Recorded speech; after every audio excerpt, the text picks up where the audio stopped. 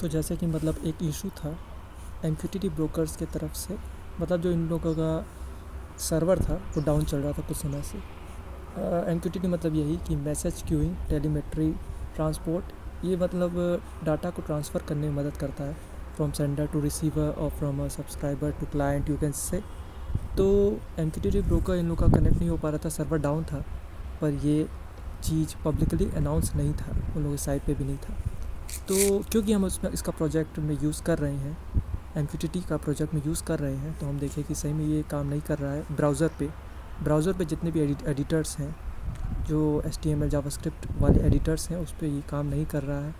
और तो इसका क्या सॉल्यूशंस हो सकता है, क्या इसका नेक्स्ट पाथ हो सकता है, क्या इसका हम लोग अल्टरनेट कर सकते हैं यूज़। तो उसके लिए हम थोड़ा पाथ इधर उधर गए, तो क्या क्या चीज़ हम यूज़ किए इस एक हफ़्ते के दौरान, क्योंकि ये जो इशू था, सर्वर इशू, ये एक हफ़्ते तक था, आज ये सही हो गया। तो ये क्या क्या स्टेप्स लिए MQTT ब्रोकर को, ब्राउज़र पे वर्क नहीं कर रहा था, इसलिए उसके बाद अल्टरनेट पाथ चूज़ करने के लिए लेट्स सी कोलैब में कैसे MQTT को कनेक्ट कराने की कोशिश करें, और शायद हो भी गया। Let's see. सबसे पहले हमने इंस्टॉल किया है यहाँ पाहो MQTT। इसको इंस्टॉल करना ही पड़ेगा, क्योंकि उसके बजाय हम यूज़ नहीं कर सकते। कोई भी पैकेज को इंस्टॉल करना ही पड़ता है अगर आपको उसको यूज़ करना है। तो उसके बाद आप देख सकते हैं कि यहाँ लिखा हुआ है सक्सेसफुली इंस्टॉल्ड, और यहाँ कलेक्टेड पैकेज भी कलेक्ट हो गए हैं।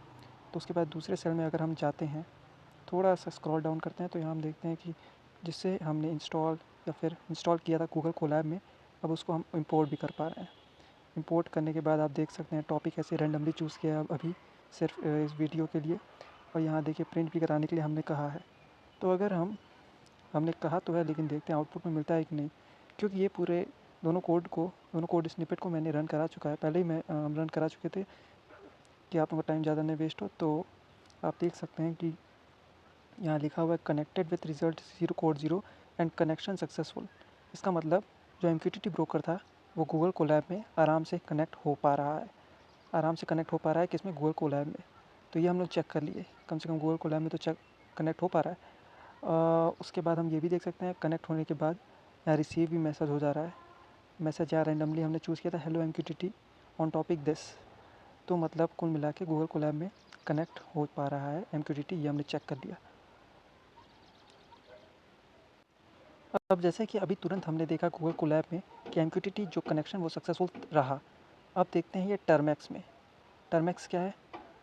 टर्मैक्स एक एंड्रॉयड एप्लीकेशन आप कह सकते हैं इसको। एक टर्मिनल, इसमें आप इसमें देख सकेंगे टर्मिनल का पूरा एक पैकेज है। सबसे ऊपर इसमें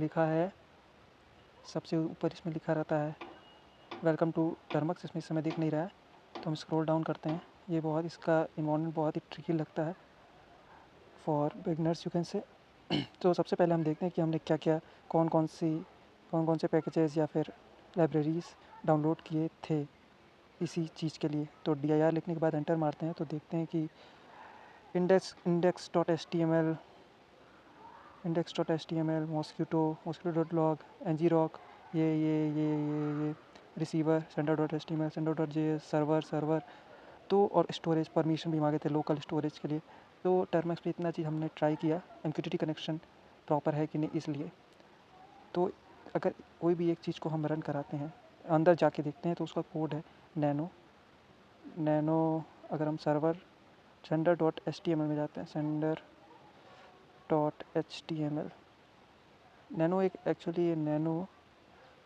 नैनो एक कोड एडिटर है, या फिर अभी ये कह सकते हैं नैनो टर्मैक्स के अंदर ही यूज़ होता है बस। तो अगर हम लोग इसके अंदर जाते हैं, so we can see that इसके अंदर, इस फाइल के अंदर हमने क्या देखा है। HTML फाइल है वो तो पता ही चल जा रहा है, क्योंकि इसमें नाम ही था इसका sender.html। तो उसमें आप देख सकते हैं कि ये हमारा स्पीच टू टेक्स्ट है, वही जो हम ट्राई कर रहे थे, जो हमारा था प्रोजेक्ट। अगर इसमें हम लोग जल्दी से without wasting our time, if we come below, we will see that यहाँ लिसन करेगा। आफ्टर क्लिक करने के बाद ये सब जो ऊपर के कोड्स हैं, कोड स्निपेट, वो हमने पहले डिस्कस कर लिया है पहले के वीडियो में।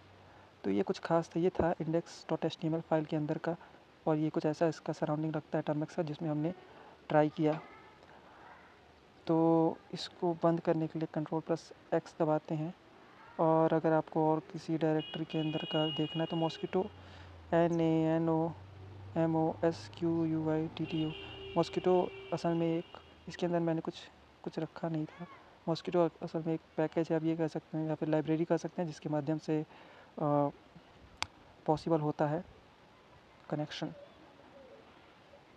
तो ये हमने ट्राई किया पर ये भी पॉसिबल नहीं रहा। तो अब हम एक और चीज़ में जाते हैं।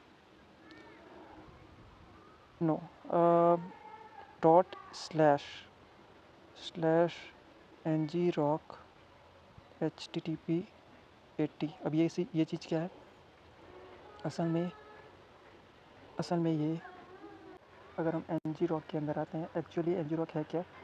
ये एक ऐसा चीज़ है, आप आसान भाषा में ये कह सकते हैं, जिसके माध्यम से आप कोई भी अपने URL को फॉरवर्ड करा सकते हैं, वो भी पब्लिक बना सकते हैं अपने साइट को, आप ये कह सकते हैं। और इसमें पेड प्लान भी अलग अलग चीज़ कहलाते हैं, पर वो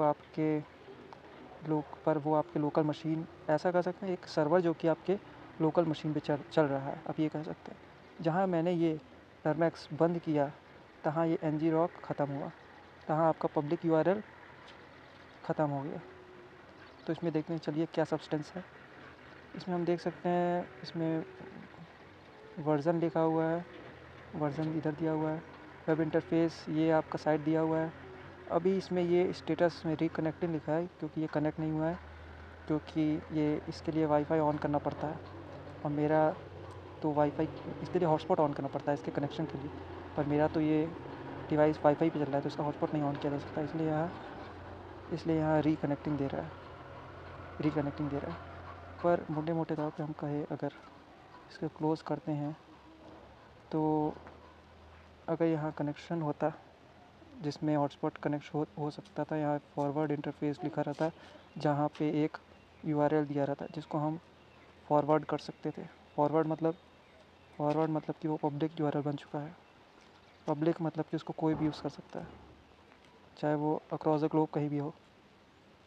तो ये हमने ngrok का भी यूज़ किया, जिसके माध्यम से हमने सोचा कि MQTT कनेक्शन को इनेबल किया जाए, शायद ngrok का भी इसमें हाथ हो सके। ngrok वैसे एक नया टर्म था हमारे लिए, फिर भी हमने ट्राई किया, पर इससे भी बात नहीं बनी। तो लेट्स बैक, Ctrl+X। तो ये था टर्मक्स पे कुछ चीज़ें जो हमने ट्राई किया। अब ये है कोडपेन पे, अब ये हमने इस पे भी ट्राई किया था शुरुआत में। वैसे प्रोजेक्ट की इसी पे सबसे पहले ट्राई किया था सब चीज़, जैसे कि MQTT ब्रोकर भी फॉर कनेक्शन पर्पस। पर अब हमने फिर से जब आज ट्राई किया, after a week, I saw something like, let's say this as a project name, ऐसे ही मतलब छोटा सा एग्जांपल के तौर पे इसको भी लिए थे। अब इसमें आपको दिखाने के लिए हम स्टार्ट ट्रांसक्रिप्शन करेंगे। कोड की कुछ खास ज़रूरत नहीं है, कुछ खास नहीं है कोड, क्योंकि हमने पहले डिस्कस कर चुके हैं। तो अगर हम यहाँ स्टार्ट ट्रांसक्रिप्शन पे क्लिक करते हैं,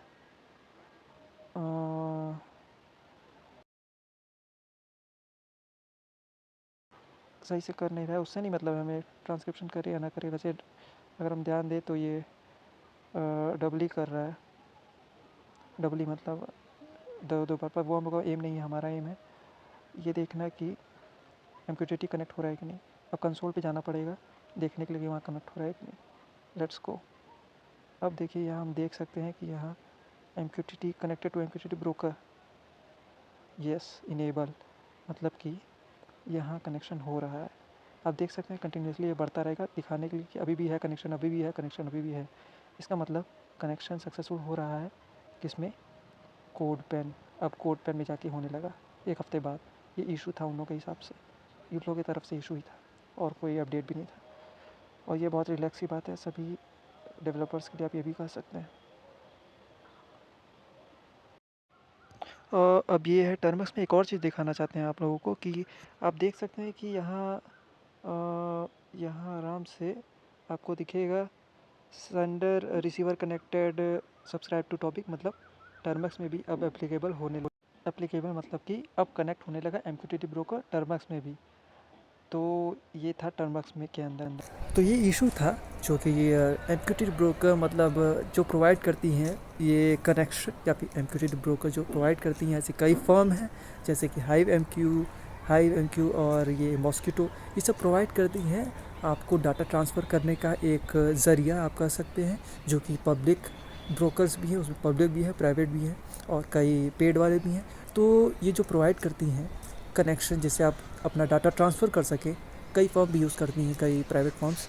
तो इसमें था दिक्कत ये कि इन लोगों का सर्वर काम नहीं कर रहा था, पर ये अननोन था, पता नहीं क्या रीज़न हो सकता है। तो इस वीडियो में हमने ये देखा कि कहाँ हमने ट्राई किया, कहाँ आपने अपना मतलब हाथ पैर चलाया कि MQTT को कनेक्ट करा के हम अपना डाटा ट्रांसफ़र कर सकें। कहाँ पहला सोर्स था गूगल कोलैब, जो कि पाइथन बेस्ड है, जो कि क्लाउड बेस्ड है, जो कि मशीन पे वो वर्क मतलब रन नहीं करता है। दूसरा था कि टर्मक्स ये एंड्रॉयड डिवाइसेस पे वर्क करता है, ये डेस्कटॉप पे टर्मक्स का अभी तक कोई भी वर्ज़न नहीं आया है। और तीसरा था ये आपका टर्मक्स ही था। पहले टर्मक्स में हम लोग और चीज़ भी देखे कि क्या हमने इंस्टॉल किया, कैसे से क्या किया कि MQTT कनेक्शन हो सके, डाटा ट्रांसफ़र हो सके। तो अब ये सब में एप्लीकेबल होने लगा। सबसे पहले जो दिक्कत था वो ब्राउज़र पे था, क्योंकि हम लोग थर्ड सबसे आखिरी वाला यूज़ किए थे कोडपेन, जो कि ब्राउज़र बेस्ड है, जो कि मेन है, जिस पे हमने ट्राई किया, नहीं हुआ। तो पहले नहीं हो रहा था लेकिन अब होने लगा। तो ये सब कुछ सोर्सेस थे, ये सब कुछ IDEs थे जिसको हमने यूज़ किया, कुछ एप्लीकेशंस थे आप कह सकते हैं, जिसको हमने यूज़ किया और कनेक्शन को कराने की, डाटा ट्रांसफ़र करने की कोशिश की। अब ये सही हो गया है।